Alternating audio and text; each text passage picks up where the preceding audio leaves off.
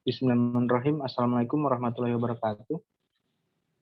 Kami dari kelompok mata kuliah Teknologi Pengemasan dan Penyimpanan. Pada kesempatan kali ini, kami akan membawakan salah satu topik, yaitu mengenai pengemasan biodegradable. Agar tidak banyak membuang waktu lagi, saya langsung serahkan ke rekan saya untuk membahas topik pertama.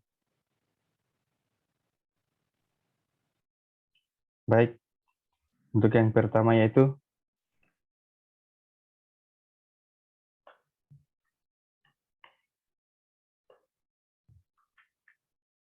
kami di sini membahas mengenai kelebihan dan kekurangan kemasan pada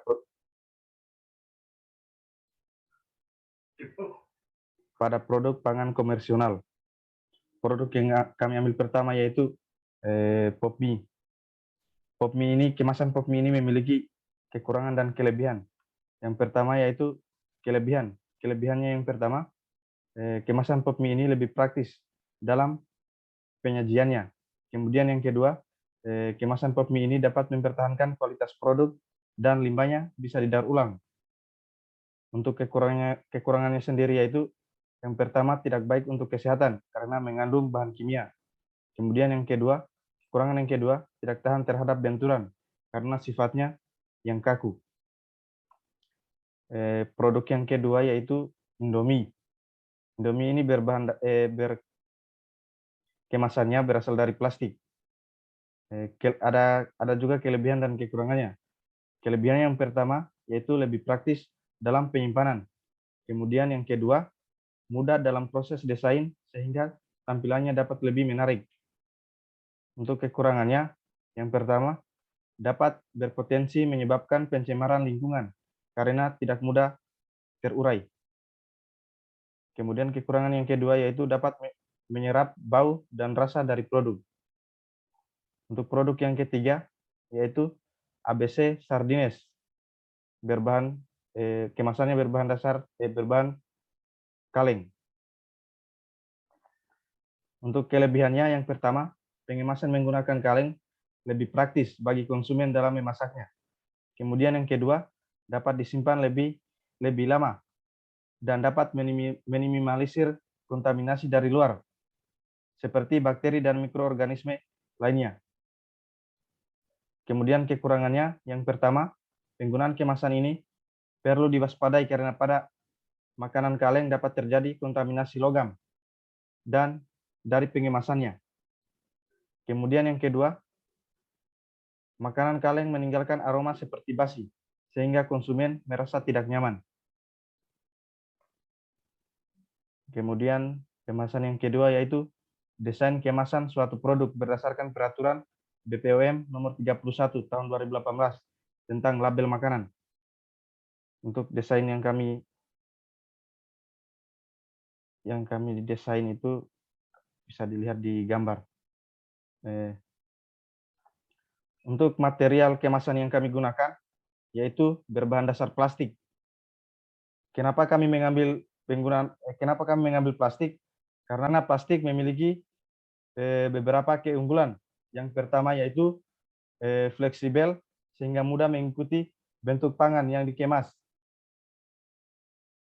Kemudian berbobot ringan, tidak mudah pecah, bersifat transparan atau tembus pandang, mudah diberi label dan dibuat dalam aneka warna, dan dapat diproduksi secara massal. Dan juga harganya relatif murah dan terdapat di berbagai jenis pilihan bahan dasar plastik. Mungkin itu saja dari saya. Saya serahkan kepada rekan saya Muhammad Rizky.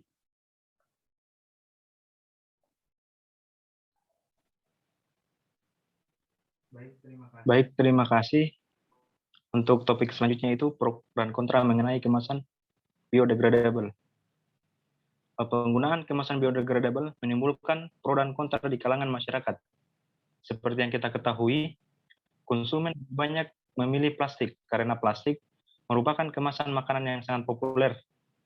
Plastik memiliki karakteristik yang mudah dibentuk, tahan lama, dan mampu mengikuti tren dan permintaan pasar. Kemudian harganya yang murah, berwarna, tidak berkarat, kokoh, multifungsi, fleksibel, dan ringan. Berbagai hal tersebut seolah menutup mata terhadap dampak yang dirasakan masyarakat untuk kedepannya. Kemudian menyikapi hal tersebut, berbagai alternatif dengan kata ramah lingkungan muncul sebagai solusi dari meningkatnya jumlah sampah plastik. Plastik ramah lingkungan ini dikenal dengan istilah biodegradable, yang artinya dapat terurai secara alami dalam waktu yang relatif cepat, sehingga tidak dapat mencemari lingkungan. Namun setelah banyak digunakan oleh masyarakat luas, muncul beberapa penelitian mengenai plastik biodegradable ini, apakah aman atau tidak. Salah satu penelitiannya yaitu oleh Imogen Noper dan Richard Thompson di University of Plymouth, Inggris. Kemudian penelitian yang dirilis oleh UN Environment pada tahun 2015 menyimpulkan bahwa plastik biodegradable bukanlah jawaban yang tepat untuk mengurangi polusi sampah plastik. Plastik ini hanya dapat terurai sepenuhnya dalam kondisi lingkungan yang biasanya hanya ditemukan di tempat sampah pengomposan industri. Misalnya seperti yang suhunya di atas 50 derajat Celcius, yang sangat jarang dijumpai di alam bebas. Plastik biodegradable yang awalnya diprediksi menjadi pilihan terakhir yang lebih ramah lingkungan, pada akhirnya bukan menjadi solusi yang paling efektif.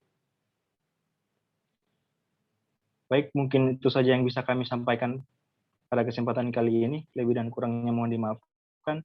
Tutup dengan billahi taufiq wal hidayah. Wassalamualaikum warahmatullahi wabarakatuh.